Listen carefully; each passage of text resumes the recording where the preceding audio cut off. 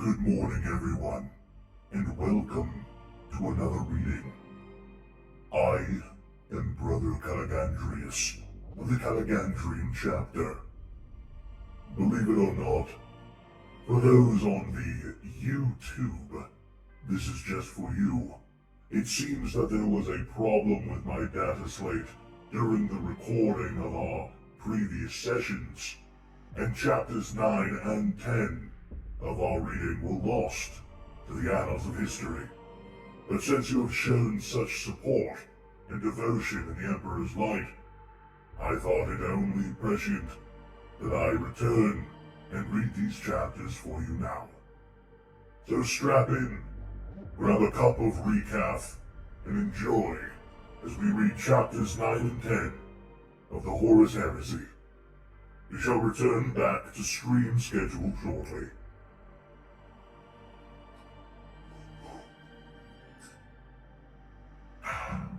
It begins. Chapter 9. The Unthinkable. Spirits of the Whisperheads. Compatible Minds. 2 days before the Legion's assault on the Whisperheads, Loken had consented to another private interview with the remembrancer Mercedes Orated. It was the third such interview he had granted since his election to the Board of Owl, at which time his attitude toward her seemed to have substantially altered. Though the subject had not been mentioned formally, Mercedes had begun to feel that Loken had chosen her to be his particular memorialist. He had told her on the night of his election that he might choose to share his recollections with her, but she was now secretly astonished at the extent of his eagerness to do so. She had already recorded almost 6 hours of reminiscence, accounts of battles and tactics, descriptions of especially demanding military operations, reflections on the qualities of certain types of weapons, celebrations of notable deeds, and triumphs accomplished by his comrades. In the time between interviews, she took herself to her room and processed the material, composing it into the skeleton of a long, fluid account. She hoped eventually to have a complete history of the expedition, and a more general record of the Great Crusade as witnessed by Loken during the other expedition that had preceded the 63rd. Indeed, the weight of anecdotal facts she was gathering was huge, but one thing was lacking, and that was Loken himself. In the latest interview, she tried once again to draw out some spark of the man. "As I understand it," she said, "you have nothing in you that we ordinary mortals might know as fear." Loken paused for a moment and frowned. He had been lapping a plate section in his armor. This seemed to be his favorite diversion when in her company. He would call her to his private arming chamber and sit there, scrupulously polishing his war harness while he spoke and she listened. To Mercedes, the particular smell of the lapping powder had become synonymous with the sound of his voice and the matter of his tales. He had well over a century of stories to tell. "A curious question," he said. "And how curious is the answer?" Loken shrugged lightly. "The Astartes have no fear. It is unthinkable to us." "Because you have trained yourself to master it?" Mercedes asked. "No. We are trained for discipline, but the capacity for fear is bred out of us. We are immune to its touch." Mercedes made a mental note to edit this last comment later. To her, it seemed to leach away some of the heroic mystique of the Astartes. To deny fear was the very character of a hero, but there was nothing courageous about being insensible to the emotion. She wondered too if it was possible to simply remove an entire emotion from what was essentially a human mind. Did that not leave a void, or other emotions compromised by its lack? Could fear even be removed cleanly, or did its excision tear out shreds of other qualities along with it? It certainly might explain why the Astartes seemed larger than life in almost every aspect, except their own personalities. "Well, let us continue," she said, At our last meeting, you were going to tell me about the war against the Overseers. That was 20 years ago, wasn't it? He was still looking at her, eyes slightly narrowed. What? He asked. I'm sorry? What is it? You didn't like my answer just then. Mercedes cleared her throat. No, not at all. It wasn't that. I had just been... What? May I be candid? Of course, he said, patiently rubbing a nub of polishing fiber around the edges of a pot. I had been hoping to get something a little more personal. You have given me a great deal, sir. Authentic details and points of fact that would make any history text authoritative. Posterity will know with precision, for instance, which hand Iacton Cruz carried his sword in, the color of the sky of the monastery cities of Nabatea, the methodology of the White Scar's favorite pincer assault, the number of studs on the shoulder plate of a Luna Wolf, the number of axe blows, and from which angles it took to fell the last of the Omaket princes. She looked at him squarely. But nothing about you, sir. I know what you saw, but not what you felt. What I felt? Why would anybody be interested in that? Humanity is a sensible race, sir. Future generations, those that our remembrances are intended for, will learn more from any factual record. Those facts are couched in an emotional context. They will care less for the details of the battles at Ulanor, for instance, than they will for a sense of what it felt like to be there. Are you saying I'm boring? Logan asked. No, not at all, she began, and then realized he was smiling. Some of the things you have told me sound like wonders, yet you yourself do not seem to wonder at them. If you know no fear, do you not know awe, surprise, majesty? Have you not seen things so bizarre they left you speechless, shocked you, unnerved you even? I have, he said. Many times the sheer oddity of the cosmos has left me bemused or startled. So tell me of those things. He pursed his lips and thought about it. Giant hats, he began. I beg your pardon?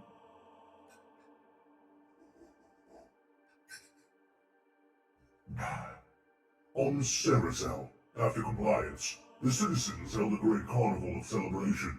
Compliance had been bloodless and willing. The carnival ran for 8 weeks. The dancers in the streets wore giant hats of ribbon and cane and powder, each one fashioned into some gaudy form. A ship, a sword, a fist, a dragon, a sun. They were as broad across as my span. Loken spread his arms wide. I do not know how they balanced them or suffered their weight, but day and night they danced along the inner streets of the main city. These garish forms weaving and bobbing and circling, as if carried along on a slow flood, quite obscuring the human figures beneath. It was an odd sight. I believe you. It made us laugh. It made Horus laugh to see it. Was that the strangest thing you ever knew? No, let's see. The method of war on Calig gave us all pause. This was 80 years ago. The Caligid were a grotesque alien kind, of a manner you might describe as reptilian. They were greatly skilled in the arts of combat, and rose against us angrily the moment we made contact. Their world was a harsh place. I remember Crimson Rock and Indigo Water. The commander, this was long before he was made War Master, expected a prolonged and brutal struggle, but the Caligid were large and strong creatures. Even the least of their warriors took 3 or 4 bolt rounds to bring down. We drew forth upon their world to make war, but they would not fight us. How so? We did not comprehend the rules they fought by. As we learned later, the Caligid considered war to be the most abhorrent activity a sentient race could indulge in, so they set it upon tight controls and restrictions. There were large structures upon the surface of their world, rectangular fields many kilometers in dimension, covered with high, flat roofs and open at the sides. We nicknamed them slaughterhouses, and there was one every few hundred kilometers. The Caligid would only fight at these prescribed places. The sites were preserved for combat. War was forbidden on any part of the world's surface. They were waiting for us to meet them at the slaughterhouse and decide the matter. How bizarre, What was done about it? We destroyed the Keela Kid, he said, matter-of-factly. Oh, she replied, with a tilt of her abnormally long head. It was suggested that we might meet them and fight them by the terms of their rules, Loken said. There may have been some honor in that, but Malagurst, I think it was, reasoned that we had rules of our own in which the enemy chose not to recognize. Besides, they were formidable. Had we not acted decisively, they would have remained a threat, and how long would it have taken for them to learn new rules or abandon old ones? Is an image of them recorded? Mercedes asked. Many, I believe. The preserved cadaver of one of their warriors is displayed in this ship's Museum of Conquest, and since you ask what I feel, sometimes it is sadness. You mentioned the Overseers, the story I was going to tell. That was a long campaign, and one which filled me with misery. As he told the story, she sat back, occasionally blink-clicking to store his image. He was concentrating on the preparation of his armor, but she could see sadness behind that concern. The Overseers, he explained, were a machine race and, as artificial sentience, quite beyond the limits of Imperial law. Machine life untempered by organic components had long been outlawed by both the Imperial Council and the Mechanicum. The Overseers, commanded by a senior machine called the Arc Droid, inhabited a series of derelict, crumbling cities on the world of Dahinta. These were cities of fine mosaics, which had once been very beautiful indeed, but extreme age and decay had faded them. The Overseers scuttled amongst the moldering piles, fighting a losing battle of repair and refurbishment in a single-minded obsession to keep the neglected cities intact. The machines had eventually been destroyed after a lasting and brutal war, in which the skills of the Mechanicum had proved invaluable. Only then was the sad secret found. The Overseers were the product of human ingenuity, Loken said. Humans made them?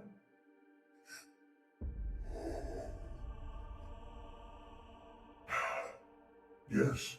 Thousands of years ago, perhaps even during the last age of technology, Dahinta had been a human colony, home to a lost branch of our race, where they had raised a great and marvelous culture of magnificent cities, with thinking machines to serve them. At some time, in a manner unknown to us, the humans had become extinct. They left behind their ancient cities empty, but for the deathless guardians they had made, it was most melancholy, and passing strange. Did the machines not recognize man? She asked. All they saw was the Astartes lady, and we did not look like the men they had called master.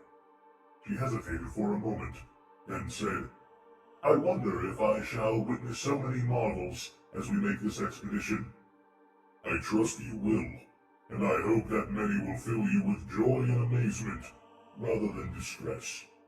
I should tell you sometime of the great triumph after Ulanor. That was an event that should be remembered. I look forward to hearing it. There is no time now. I have duties to attend to. One last story, then. A short one, perhaps. Something that filled you with awe. He sat back and thought. There was a thing. No more than 10 years ago, we found a dead world where life had once been. A species had lived there, and either died out or moved to another world. They had left behind them a honeycomb of subterranean habitats, dry and dead. We searched them carefully, every last cave and tunnel, and found just one thing of note. It was buried deepest of all, in a stone bunker 10 kilometers under the planet's crust. A map. A great chart, in fact, fully 20 meters in diameter, showing the geophysical relief of an entire world in extraordinary detail. At first we did not recognize it, but the Emperor, loved of all, knew what it was. What? She asked. It was Terra. A complete and full map of Terra, perfect in every detail. But it was a map of Terra from an age long gone, before the rise of the hives or the molestation of war, with coastlines and oceans and mountains of an aspect long since erased or covered over. That is amazing, she said. He nodded. So many unanswerable questions locked into one forgotten chamber. Who had made the map and why? What business had brought them to Terra so long ago? What had caused them to carry the chart halfway across the galaxy, and then hide it away, like their most precious treasure, until the depths of their world? It was unthinkable. I cannot feel fear, Mr. Zolatan, but if I could, I would have felt it then. I cannot imagine anything ever unsettling my soul the way that thing did. Unthinkable. Time had slowed to a pinprick point on what... in what it... Apologies.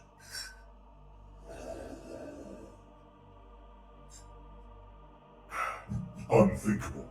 Time had slowed to a pinprick point on which it seemed all the gravity in the cosmos was pressing. Logan felt lead-heavy, slow, out of joint, unable to frame a lucid response, or even begin to deal with what he was seeing. Was this fear? Was he tasting it now, after all? Was this how terror cowed a mortal man? Sergeant Udon, his helm a deformed ring of bloody ceramite, lay dead at his feet. Beside him sprawled two other battle brothers, shot point blank through the hearts, if not dead then fatally damaged. Before him stood Jubal, the bolter in his hand. This was madness. This could not be. Astartes had turned upon Astartes. A lunar wolf had murdered his own kind.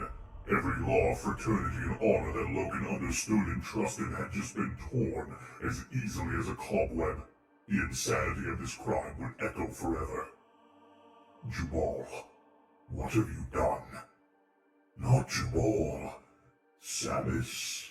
I am Samus. Samus is all around you. Samus is the man beside you. Jubal's voice had a catch to it, a dry giggle. Logan knew he was about to fire again. The rest of Udon's squad, quite as aghast as Logan, stumbled forward, but none raised their bolters. Even in the stark light of what Jubal had done, not one of them could break the sworn code of the Astartes and fire upon one of their own. Logan knew he certainly couldn't. He threw his bolter aside and leapt at Jubal. Xavier Jubal, commander of Helabor's squad and one of the finest file officers in the company, had already begun to fire. Bolt rounds screeched out across the chamber and struck into the hesitating squad. Another helmet exploded in a welter of blood, bone chip and armor fragments, and another battle brother crashed to the cave floor. Two more were knocked down beside him, as bolt rounds detonated against their torso armor. Logan smashed into Jubal and staggered him backward, trying to pin his arms. Jubal thrashed sudden fury in his limbs. "Samus!" he yelled. "It means the end and the death! Samus will gnaw upon your bones!" They crashed against a rock wall together with numbing force, splintering stone. Jubal would not relinquish his grip on the murder weapon. Logan drove him backward against the rock, and the drizzle of meltwater spraying down across them both. "Jubal!" Logan threw a punch that would have decapitated a normal man. His fist cracked against Jubal's helm, and he repeated the action, driving his fist 4-5 times against the other's face and chest. The ceramite visor chipped. Another punch, his full weight behind it, and Jubal stumbled. Each stroke of Logan's fist resounded like a smith's hammer in the echoing chamber, steel against steel.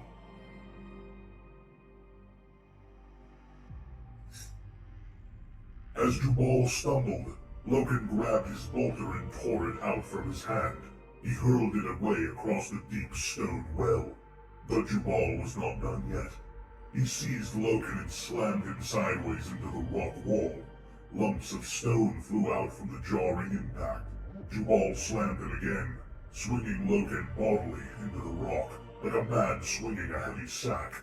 Pain flared through Logan's head, and he tasted blood in his mouth. He tried to pull away, but Jubal was throwing punches that plowed into Logan's visor and bounced the back of his head off the wall repeatedly. Other men were upon them, shouting and grappling to separate them. "Hold him!" Logan yelled. "Hold him down!" They were Astartes, as strong as young gods in their power armor, but they could not do as Logan ordered. Jubal lashed out with a free fist and knocked one of them clean off his feet.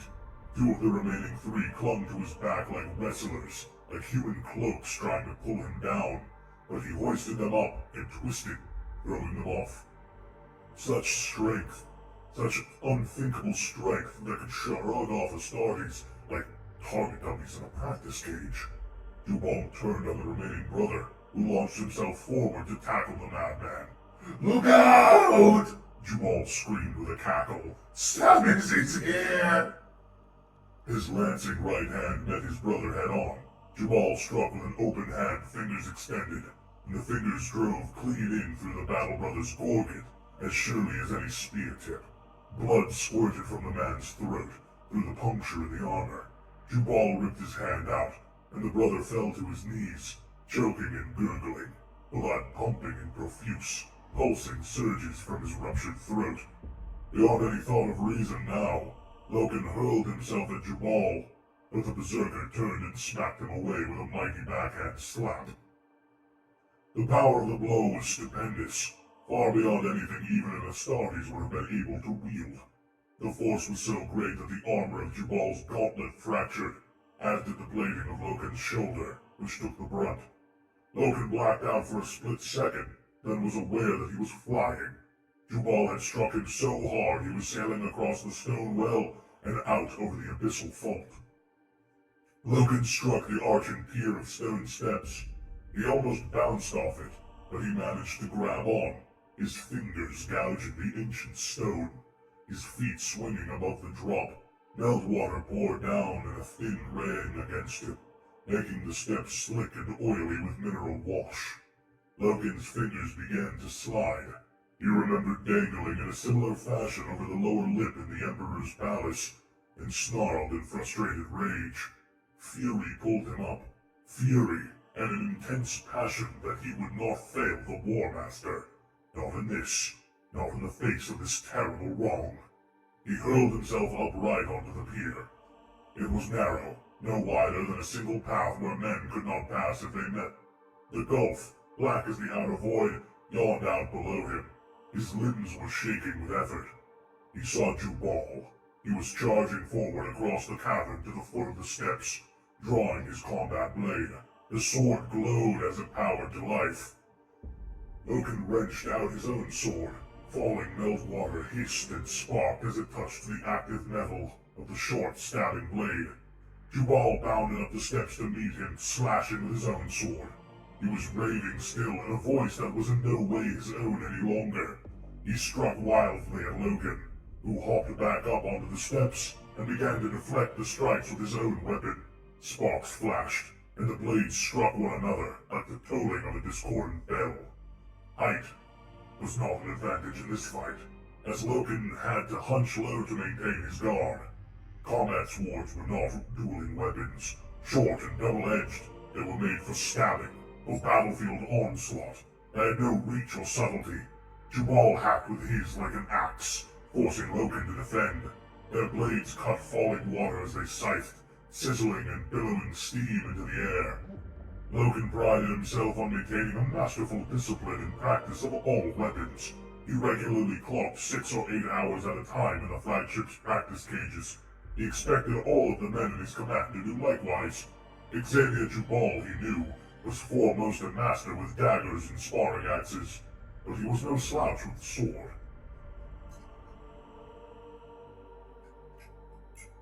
That is, except for today.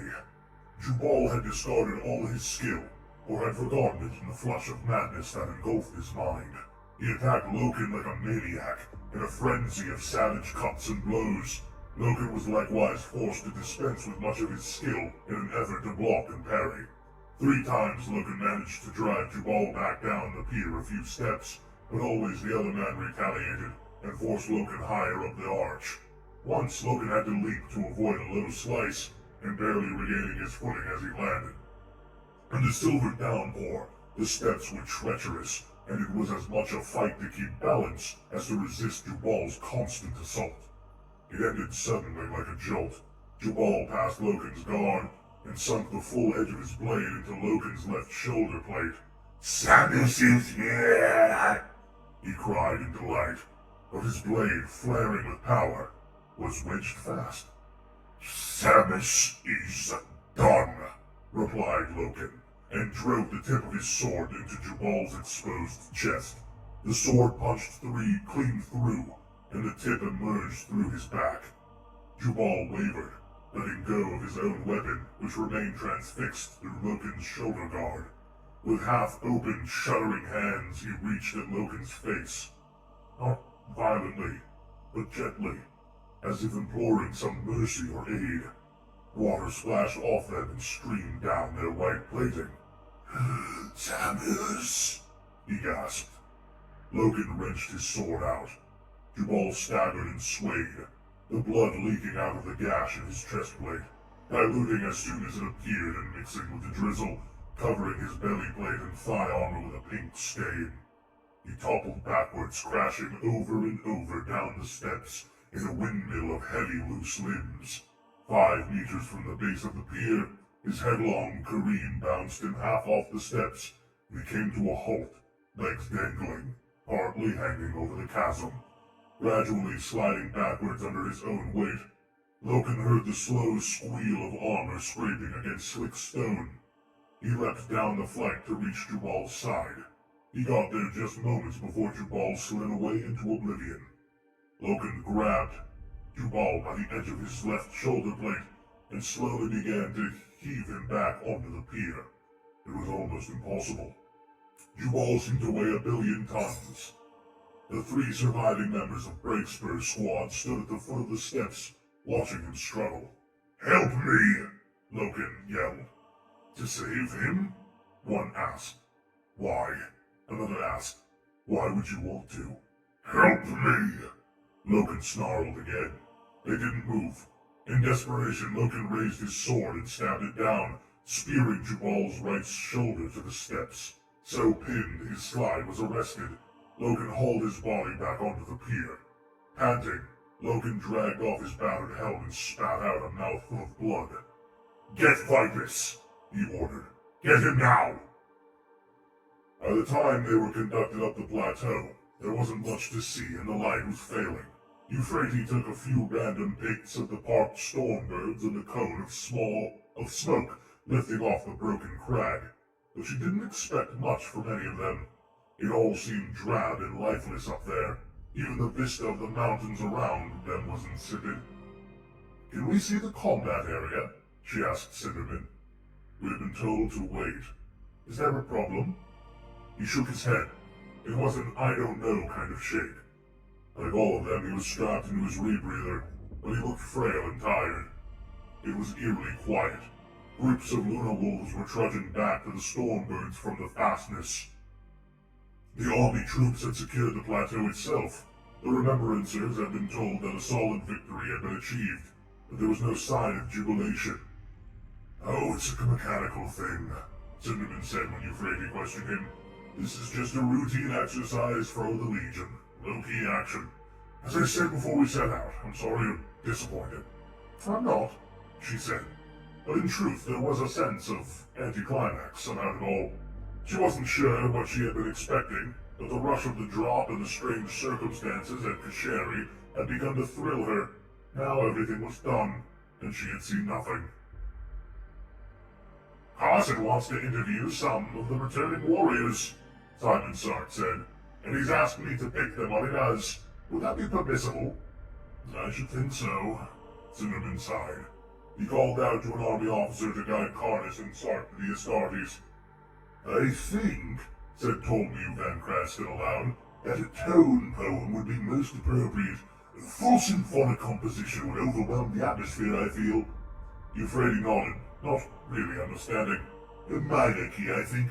E or A, perhaps. I'm taken with the title The Spirits of the Whisperheads, or perhaps The Voice of Samus. What do you think?" She stared at him. "I'm joking," he said with a sad smile. "I have no idea what I'm supposed to respond to here, or how. This all seems so dour." Euphrates Keeler had supposed Van Cranston to be a pompous type, but now she warmed to him. As he turned away and gazed mournfully at the smoking peak, she was seized by a thought and raised her picture. "Did you just take my likeness?" he asked. She nodded. Do you mind? You looking at the peak like that seemed to sum up how we all feel. Madame remembered and said, should I be in your record? We're all in this, witnesses or not. We're all here. She replied, I take what I see. What else? Maybe you can return the favor. A little refrain of flutes in your next overture that represents Euphrates Keeler. They both laughed. A lunar wolf was approaching the huddle of them. Hero Vipus, he said, making the sign of the Aquila. Captain Logan presents his respects and wishes them the attention of Master Cinderman at once. I'm Cinderman, the elderly man replied. Is there some problem, sir? I've been asked to conduct you to the captain, Vipus replied. This way, please. The pair of them moved away, Cinderman scurrying to keep up with Vipus's great strides. What's going on? Ben Craston asked, his voice hushed. I don't know. Let's find out, Keeler replied. For all of them? I don't think so. On game, said Borid and Flora. We haven't actually been told to stay here. They looked around. Twell had sat himself down beside the prow landing strut of the Stormbird, and was beginning to sketch with charcoal sticks on a small pad. Carnus and Sark were busy elsewhere. Come on, said Euphrates Keeler.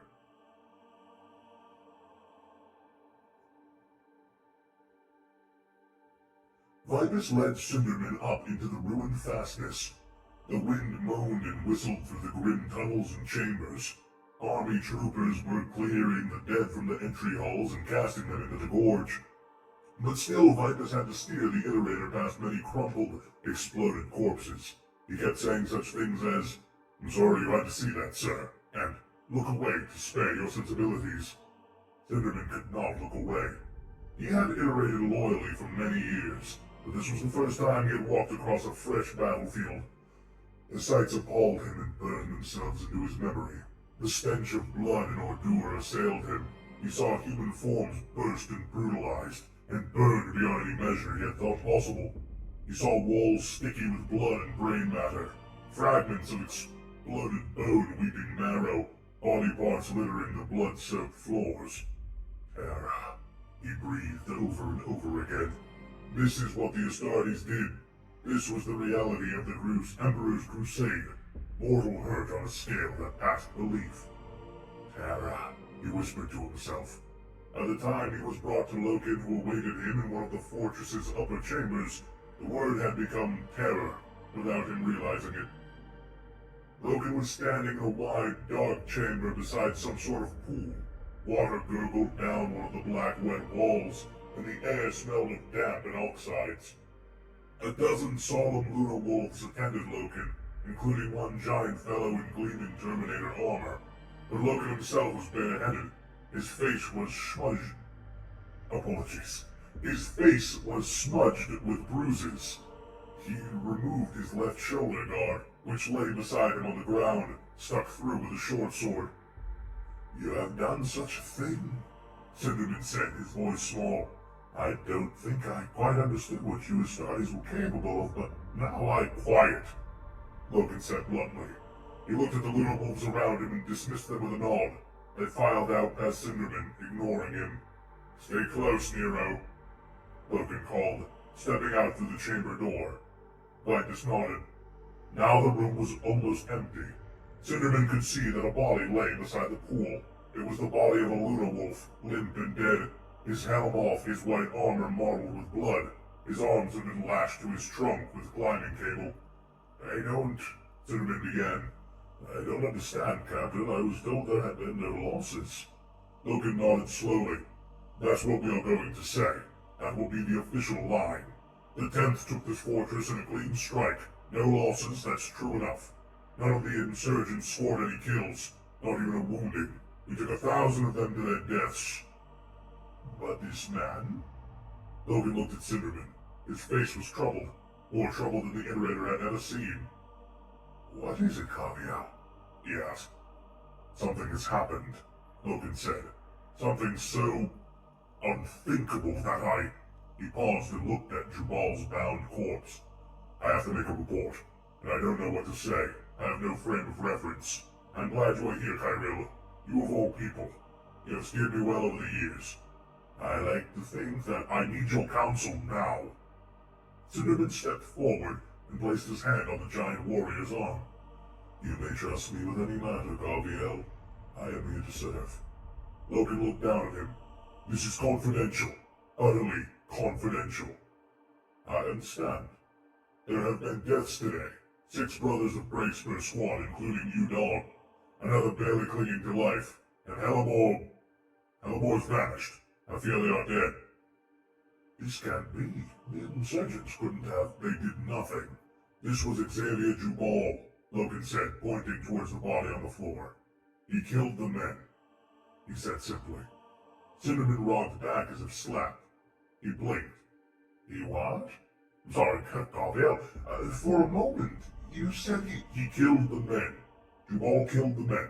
He took out his bolter and his fists and killed 6 of Breakspear right before my eyes, and he would have killed me too if I had not run him through. Cinnamon felt his legs tremble. He found a nearby rock and sat down abruptly. Terror, he gasped. Terror is right. Astartes do not fight Astartes. Astartes do not kill their own. It is against all the rules of nature and man. It is counter to the very gene code the Emperor fused into us when he brought us. There must have been some mistake. No mistake. I saw him do it. He was a madman. He was possessed. What? Steady now.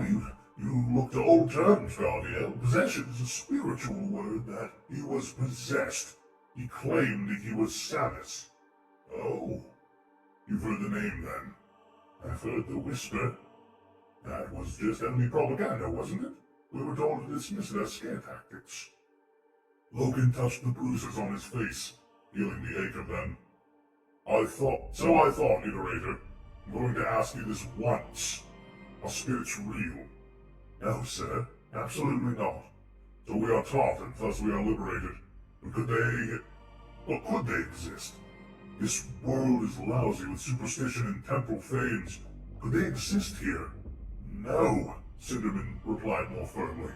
There are no spirits, no demons, no ghosts in the dark edges of the cosmos. Sure, they'll show us this. I've studied the archive, Kyriel, Logan replied. Samus was the name of the people.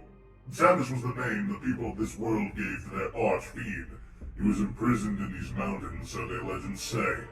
Legends, Gabriel? Only legends. Myths.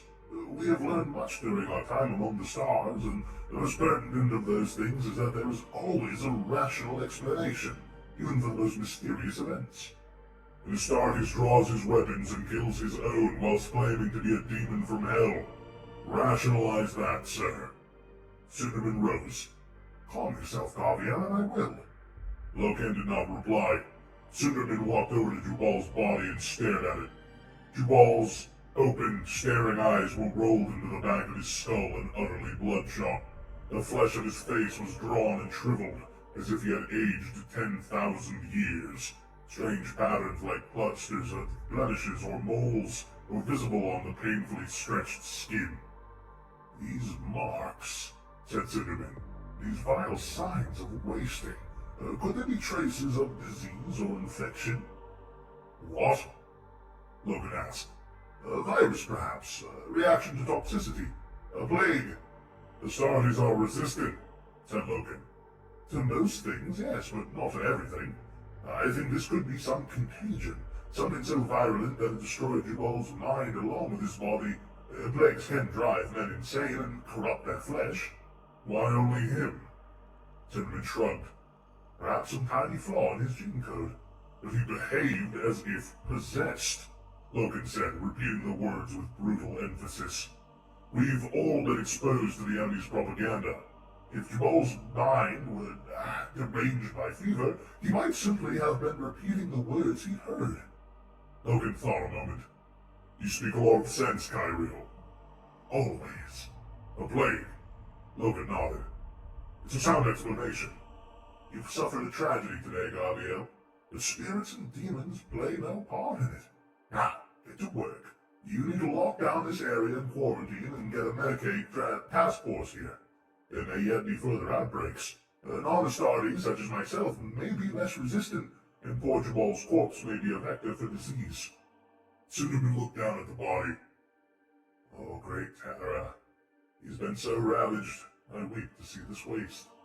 With a creak of dried sinew, Jubal raised his head and stared up at Cinderman with blood-red eyes.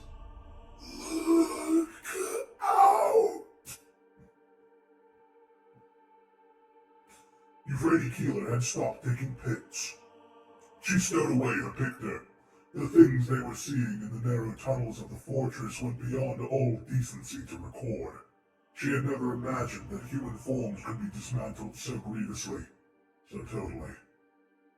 The stench of blood and the close, cold air made her gag, despite her rebreather. I want to go back now, Ben Creston said. He was shaking and upset. There's no music here. I'm sick to my stomach. Euphrates was inclined to agree. No, said Borden Floor in a muffled, steely voice. We must see it all. We have chosen remembrances. This is our duty. Euphrates was quite sure Flora was making an effort not to throw up, but she warmed to the sentiment. This was their duty. This was the very reason they had been summoned, to record and commemorate the crusade of man, whatever it looked like. She tugged her picture back out of its carry bag and took a few tentative shots, not of the dead, but that would seem indecent. The blood on the walls, the smoke fuming in the wind along the narrow tunnels, the piles of scattered spent shell casings littering the black-flecked ground. Teams of army troopers moved past them, lugging bodies away for disposal. Some looked at the three of them curiously. You lost? One asked. Not at all. We're allowed to be here, Flora said. And why would you want to be? The man wondered. Euphrates took a series of long shots of troopers almost in silhouette, gathering up body parts at a tunnel junction. It chilled her to see it, and she hoped her pics would have the same effect on her audience. You want to go back, Ben Creston said again. Don't stray, you'll get lost, Euphrates warned. I think I might be sick. He was about to retch when a shrill, harrowing scream echoed down the hall. What was that? Euphrates whispered. Jubal rose, the ropes binding him sheared and split, releasing his arms. He screamed, and then screamed again. His frantic wails soared and echoed around the chamber. Cinderman stumbled backwards in total panic. Logan ran forward and tried to restrain the reanimating madman.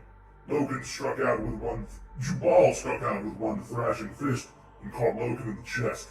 Logan flew backwards into the pool with a crash of water. Jubal turned, hunched, saliva dangled from his slack mouth, and his bloodshot eyes like compasses at true north. Please, oh please, Cinderman gabbled, backing away.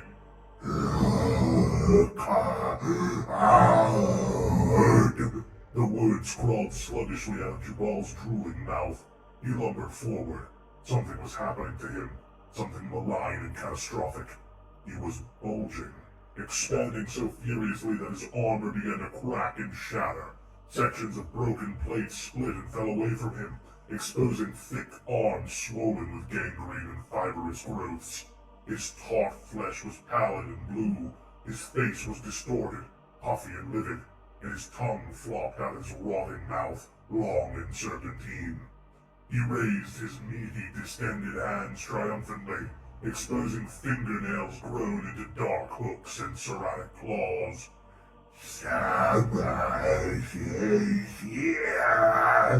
He drawled. Cinderman fell on his knees before the misshapen brute. Jubal reeked of corruption and sore wounds. He shambled forward, his form flickered and danced with blurry yellow light, as if he was not quite in phase with the present. A bolter round struck him in the right shoulder and detonated against the rindy integument of his skin that it had become. Shreds of meat and gobbets of pus sprayed in all directions. In the chamber doorway, Nero Vipus took aim again. The thing that had once been Xavier Jubal grabbed Cinderman and threw him at Vipus. The pair of them crashed backwards against the wall, Vipus dropping his weapon in an effort to catch and cushion Cinderman and spare the frail bones of the elderly Illustrator. The Jubal thing shuffled past them into the tunnel, leaving a noxious trail of dripping blood and wretched, discolored fluid in its wake. Euphrates saw the thing coming for them and tried to decide whether to scream or raise her pictor. In the end, she did both. Then Crayston lost control of his bodily functions and fell to the floor in a puddle of his own manufacture. Bored and Flora just backed away, his mouth moving silently. The Jubal thing advanced down the tunnel toward them. It was gross and distorted, its skin stretched by humps and swellings. It had become so gigantic that what little remained of its pearl-white armor dragged behind it like metal rags. Strange puncta and moles marked its flesh. Jubal's face had contorted into a dog's snout, wherein his human teeth stuck out like stray ivory markers, displaced by the thin, transparent crop of needle fangs that now invested his mouth. There were so many fangs that his mouth could no longer close. His eyes were blood pools. Jerky, spasmodic flashes of yellow light surrounded him, making his vague shapes and pattern. They caused Jubal's movements to seem wrong, as if he was a pit feed image, badly cut and running slightly too fast. He snatched up Tormar, then Crayston, and dashed him like a toy against the walls of the tunnel, back and forth, with huge slamming, spattering effects, so that when he let go, little of Caligandrius still existed above the sternum. "Oh, Terra!" Keeler cried, retching violently. Bored and Flora stepped past her to confront the monster, and made the defiant sign of the Aquila. "Be gone!" he cried out. "Be gone!" The Jubal thing leaned forward, opened its mouth to a hitherto unimaginable width, revealing an unguessable number of needle teeth, and bit off Bored and Flora's head and upper body. The remainder of his form crumpled to the floor, ejecting blood like a pressure hose. Euphrates Keeler sank to her knees. Terror had rendered her powerless to run. She accepted her fate, largely because she had no idea what it was to be.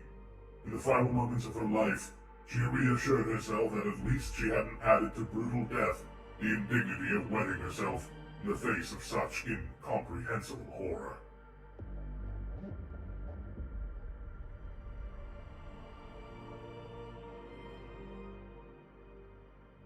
Chapter 10.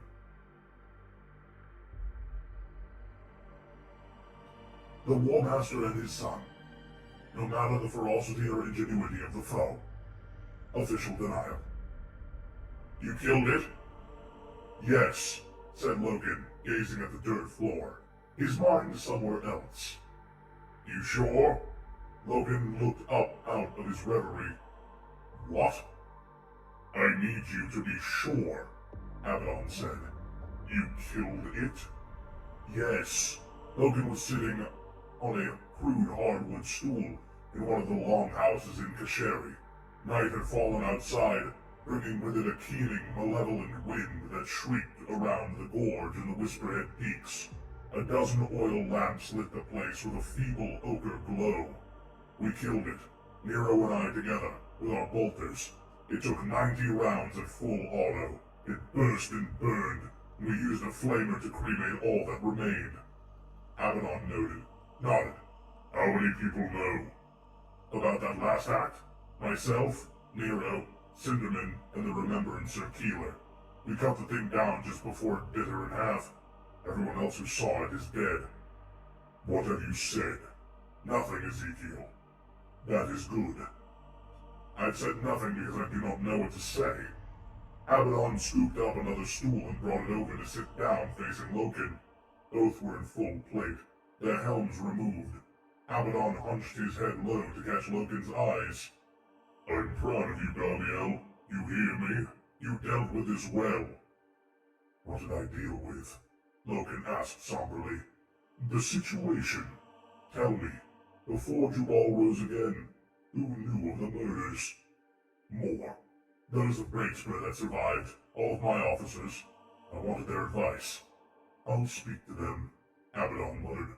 "This mustn't get out. Our line will be as you said it. Victory, splendid but unexceptional. The 10th crashed the insurgents. Their losses were taken in 2 squads. But that is war. We expect casualties. The insurgents fought bitterly and formidably to the last. Hellebore and Breakspear bore the brunt of their rage, but 6319 is advanced to full compliance. Glory the 10th. and the Lunar Wolves, glory the War Master. The rest will remain a matter of confidence within the inner circle, and Cinderman be trusted to keep this close. Of course, though he is very shaken. And the remembrancer? Keener, was it? Keeler. Euphrates Keeler. She is in shock. I do not know her. I do not know what she'll do, but she has no idea that what it was that attacked her. I told her it was a wild beast. She didn't see Jubal change. She doesn't know it was him. Well, that's something. I'll place an injunction on her if necessary. Perhaps a word will be sufficient. I'll repeat the wild beast story, and tell her we're keeping the matter confidential for morale's sake. The remembrancers must be kept away from this. 2 of them died. Abaddon got up. A tragic mishap during deployment. A landing accident. They knew the risks they were taking. It will be just a footnote blemish to an otherwise exemplary undertaking. Logan looked up at the first captain. Are we trying to forget this even happened, Ezekiel? For I cannot. And I will not. I'm saying this is a military incident and will remain restricted. It is a matter of security and morale, Gabriel. You are disturbed, I can see it plainly. Think what needless trauma this would cause if it got out. It would ruin confidence, break the spirit of the expedition, tarnish the entire crusade, not to mention the unimpeachable reputation of the Legion. The longhouse door banged open, and the gale squealed in for a moment before the door closed again. Logan didn't look up. He was expecting Viper's back any time to muster reports. Leave us, Ezekiel. Leave us, Ezekiel, a voice said. It wasn't Vitus. Horus was not wearing his armor. He was dressed in simple, foul-weather clothes, a mail shirt and a cloak of furs. Abaddon bowed his head and quickly left the longhouse. Logan had risen to his feet. Sit, Gaviel, Horus said softly. Sit down. Make no ceremony to me. Logan slowly sat back down and the War Master knelt beside him. He was so immensely made that kneeling, his head was on level with Logan's. He plucked off his black leather gloves and placed his bare left hand on Logan's shoulder. I want you to let go of your troubles, my son, he said. I try, sir, but they will not leave me alone. Horus nodded. I understand. I have made a failure of this undertaking, sir, Logan said. Ezekiel says we will put on a brave face for appearance sake, but even if his evidence remains secret, I will bear the shame of failing you. And how did you do that? Men died. A brother turned upon his own. Such a manifest sin, such a crime. You charged me to take this seat of resistance, and I have made such a mess of it that you have been forced to come here in person to— Hush, Horus whispered. He reached out and unfixed Logan's tattered Oath of Moment from his shoulder plate. Do you, Gaviel, Logan, accept your role in this? The War Master read out. Do you promise to lead your men into the zone of war and conduct them to glory, no matter the ferocity or ingenuity of the foe? Do you swear to crush the insurgents of 6319, despite all they may throw at you? Do you pledge to do honor to the 14th Legion? No, 16th Legion? 10 and 5 and 1. 16th Legion. And the Emperor? Fine words, Logan said. They are indeed. I wrote them. Well, did you, Gaviel? Did I what, sir? Did you crush the insurgents of 6319 despite all they threw at you? Well, yes. And did you lead your men into the zone of war and conduct them to glory, no matter the ferocity or ingenuity of the foe? Yes. Then I can't see how you failed in any way, my son. Consider that last phrase carefully. No matter the ferocity or ingenuity of the foe. When poor Jubal turned, did you give up? Did you flee? Did you cast away your courage? Or did you fight against his insanity and his crime, despite your wonder at it? I fought, sir, Logan said. Throne of Earth, yes you did. Yes you did, Logan. You fought. Cast shame out, I will not have it. You served me well today, my son.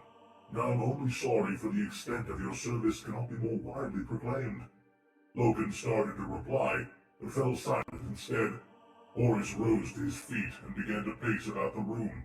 He found a bottle of wine amongst the clutter of a wall dresser and poured himself a glass.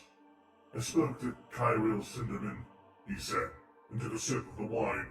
He nodded to himself before continuing, as if surprised by its quality. "Poor Kyril. Such a shame, such a terrible thing to endure. He's even speaking of spirits, you know. Cinderman, the arch-prophet of secular truth, speaking of spirits. I put him right, naturally. You mentioned spirits were a concern of yours, too. Kyril convinced me it was a plague at first, but I saw a spirit, a demon, take hold of Xavier Jubal and remake his flesh into the form of a monster. I saw a demon take hold of Jubal's soul and turn him against his own kind." "No, you didn't," Horus said. "Sir?" Horus smiled.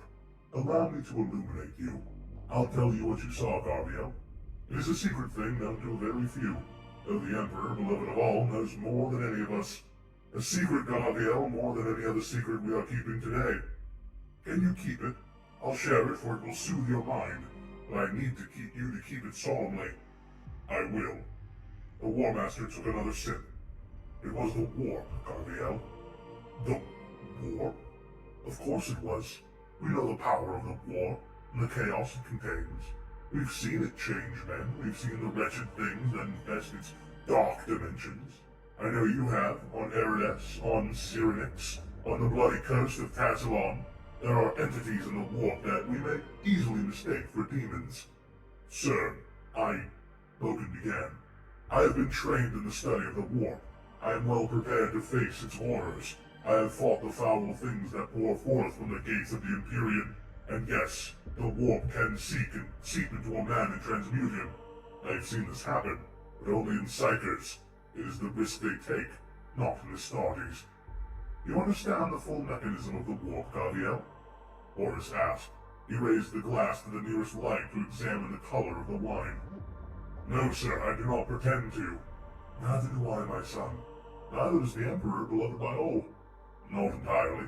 "It pains me to admit that, but it is the truth, and we deal in truth above all else. The warp is a vital tool to us, a means of communication and transport. Without it, there would be no Imperium of man, for there would be no quick bridges between the stars. We use it, and we harness it, but we have no absolute control over it. It is a wild thing that tolerates our presence, but brooks no mastery. There is power in the warp, fundamental power, not good, not evil, but elemental, and anathema to us. It is a tool we use at our own risk." The War Master finished his glass and set it down.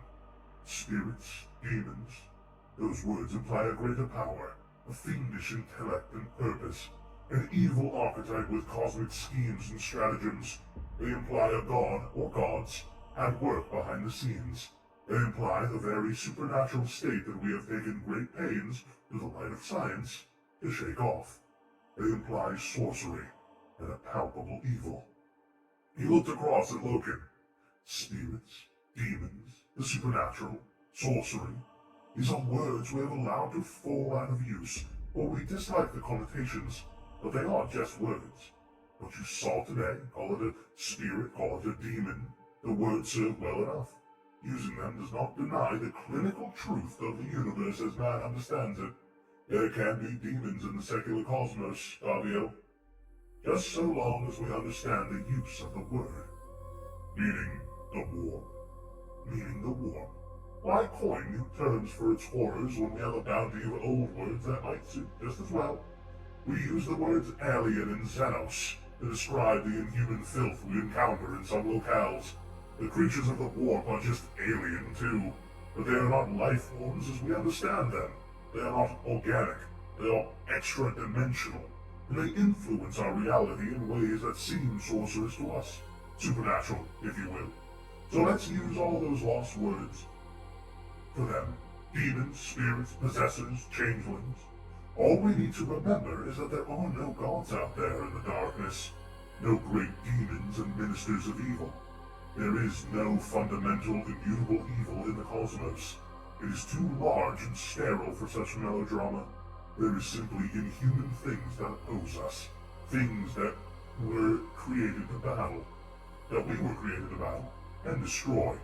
Orcs, Daikon, Tushepta, Keelakid, Eldar, Jakero, and the creatures of the warp, which are stranger than all, for they exhibit powers that are bizarre to us because of the otherness of their nature. Logan rose to his feet. He looked around the lamp-lit room and heard the moaning of the mountain wind outside. "I have seen psychers taken by the warp, sir," he said. "I have seen them change and bloat in corruption, but I never seen a sound man taken. I've never seen an Astartes so abused." "It happens," Horus replied. He grinned. "Does that shock you?" "I'm sorry. We keep it quiet. The warp can get into anything if it so pleases.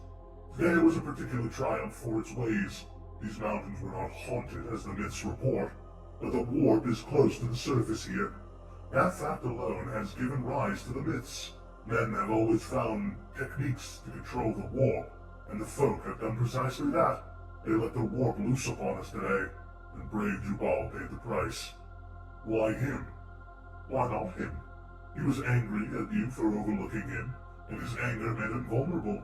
The tendrils of the warp are always eager to exploit such chinks in the mind. I imagine the insurgents hoped that scores of your men would fall under the power they had let loose. The 10th Company had more resolve than that. Samus was just a voice from the chaotic realm that briefly anchored itself to Jubal's flesh. You dealt with it well. It could have been far worse." "You're sure of this, sir?" Horus grinned again. The sight of that grin filled Logan with sudden warmth.